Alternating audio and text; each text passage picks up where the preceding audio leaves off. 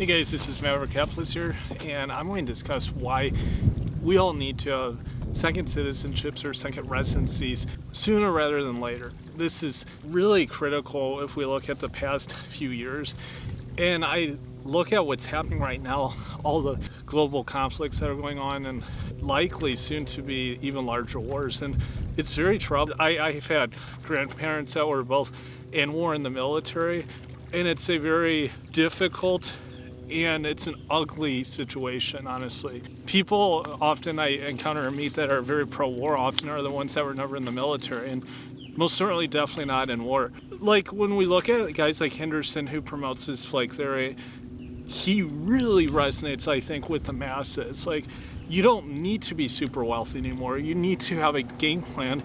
My brother's been living most of his 20s abroad in other countries, mostly in South America and Eastern Europe, and he has prospered. He's done just fine. Often people get really scared, a lot of anxiety builds up, and they just aren't willing to make the move. It's really uncomfortable initially, but having this is there because, like we saw during COVID, for example, countries and borders are shut down. Where can you go then? You need somewhere in 3 days to go. Where can you go? And yes, second residency isn't always going to work, but in many cases it will work, and you want to look abroad. I have read now more about Gen Zers seeking to live out of the US, Americans, than more than ever before. And yes, some people will say that's because they're not pro-patriotic, they don't like America, they're this and that, but you can't help but admit that it is quite contrasting to, like, say, the Gen Xers, or better yet, the baby boomers.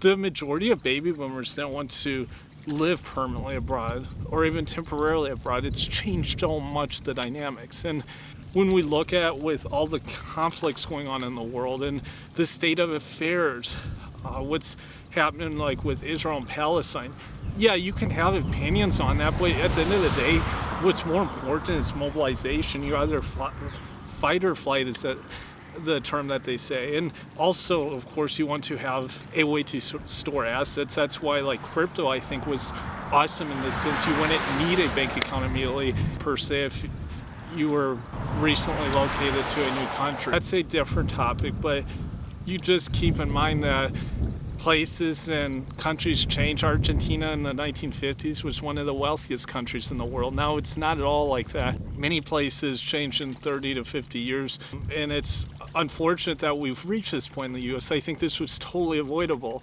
But the plans that started majorly with Franklin Delano Roosevelt have actually gotten us to the point we're at now.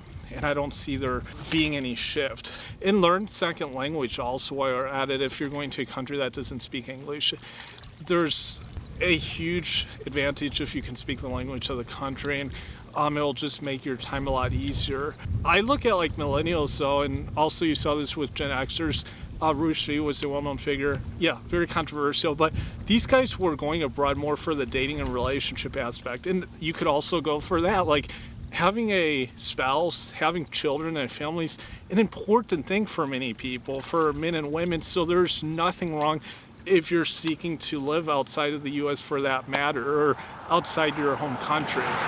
People sometimes criticize that. They look at that as weak, as simpish, whatever people want to call it, but that's a good reason to leave. I would actually encourage someone to do that. Like, I knew people in my personal life, and that's why they went abroad, and they're very happy. They have spouses, they have great lives, great families. And also, when we look at, like, terminal illnesses, I've had two very close friends of mine that both passed away from cancer at an early age.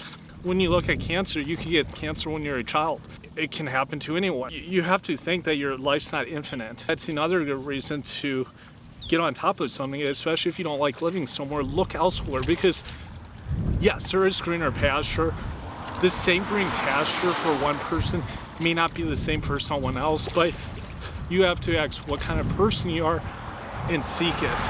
There's a lot of younger men, I think, that will sit on their hands and just do nothing, but there's others that will do more. I thought as a millennial, like 5-8 years ago, that the Gen Zers would leave even more profoundly than, like, millennials, but it actually seems to be going down, especially the ones in America.